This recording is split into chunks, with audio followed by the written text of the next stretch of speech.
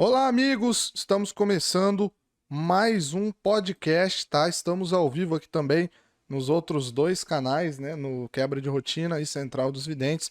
Antes de mais nada, eu já quero pedir aí seu like, né? Pedir a sua inscrição e o seu compartilhamento aqui neste canal, pessoal. Antes de mais nada, eu também quero agradecer a presença da vovó Baiana, que já está aqui com a gente, tá? E vovó, muito obrigado por topar participar mais uma vez aqui do podcast e já queria pedir que a senhora deixasse aí suas redes sociais logo de primeira e também o seu WhatsApp para consulta, visto que teve algumas mudanças de números aí, né? Sim, sim.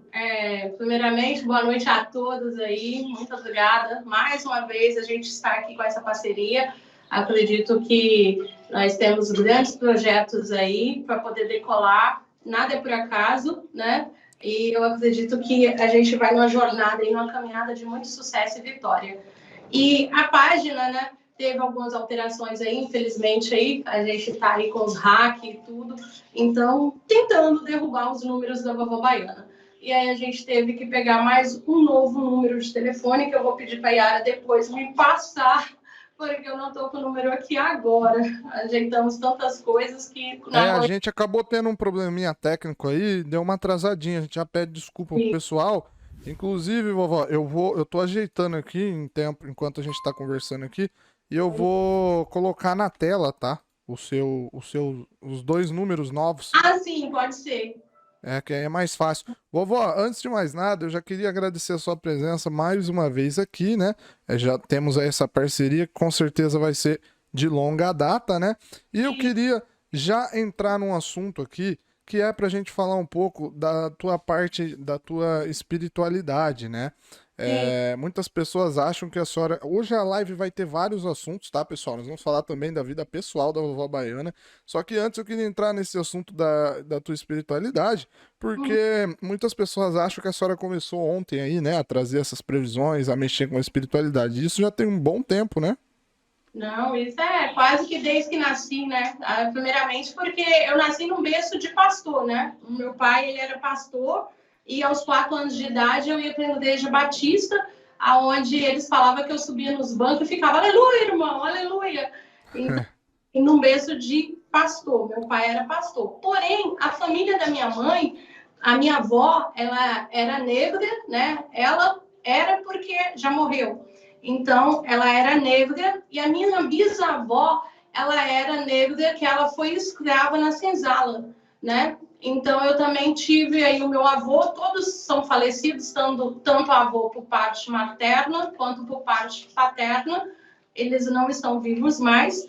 Então, assim, o meu avô, ele era índio. E eles já tinham, sabe, o pé realmente dentro da Umbanda. As minhas tias já seguiam, né, o firmamento da Umbanda. A minha avó também, por parte da minha mãe, né? E o meu pai, ele foi seguir o evangelho, sendo como pastor e tudo.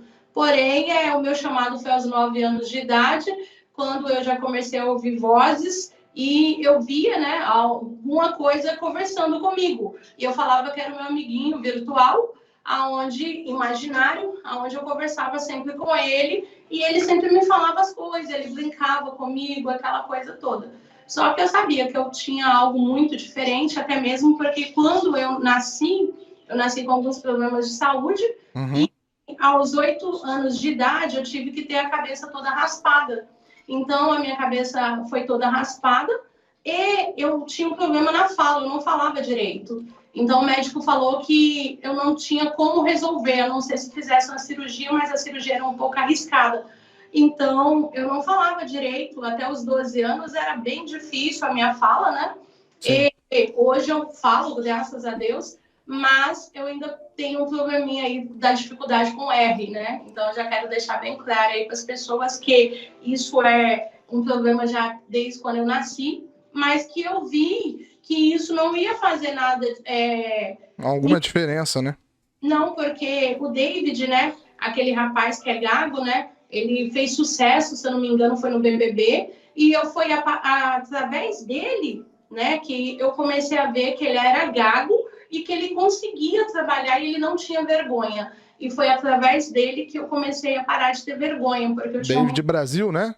Isso, eu tinha muita vergonha do Sim. meu falar, sabe? Do modo de eu falar. As pessoas zoavam demais. Na escola, meu apelido era de Gaguinha. Então, assim, isso foi uma dificuldade muito grande na minha vida. Mas eu fui encarando e aí eu fui passando por diversas etapas e etapas e etapas. Então, Sim. aos 14 anos, eu visitei, né, um terreiro de Umbanda, e quando eu visitei esse terreiro de Umbanda, eu fui convidada na roda, e uma das entidades, Dona Sete Saia, pegou e falou que eu tinha uma preta velha de Aruanda, aonde eu era para poder ajudar as pessoas, para poder curar, para poder, sabe? E aí eu fui convidada nesse terreiro a poder desenvolver a minha mediunidade lá.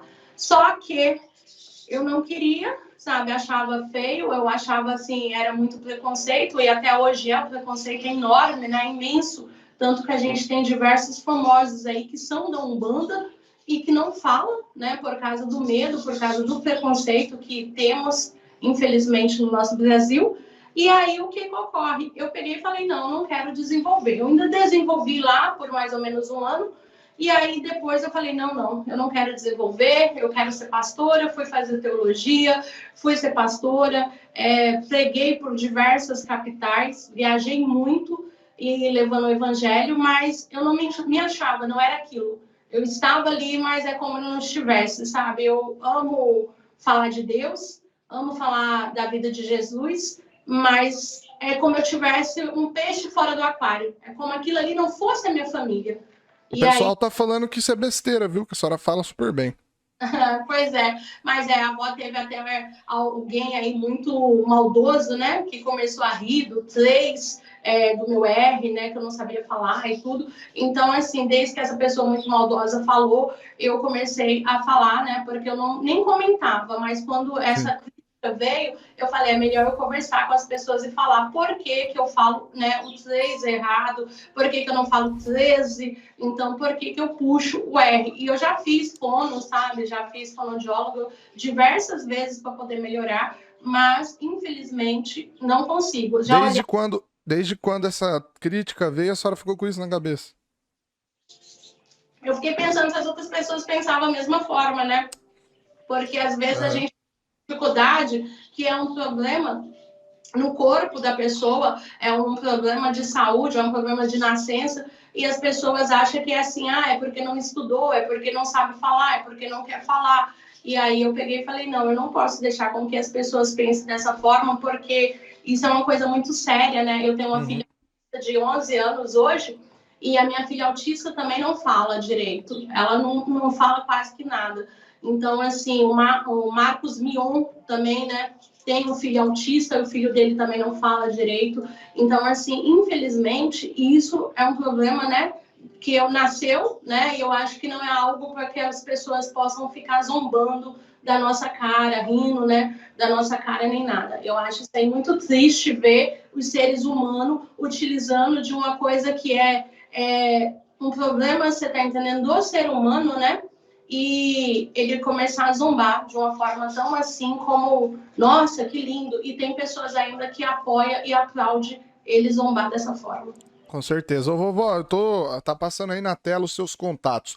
Um deles é o 47 996 23 21 24 e o outro é o 73 991 11 32 68. Para você que quiser fazer uma consulta com a vovó Baiana, vai aparecer o contato dela durante todo o podcast. Agora nós estamos aí com esse novo GC, então todos os convidados terão aí o seu contato sendo exibido durante todo o podcast.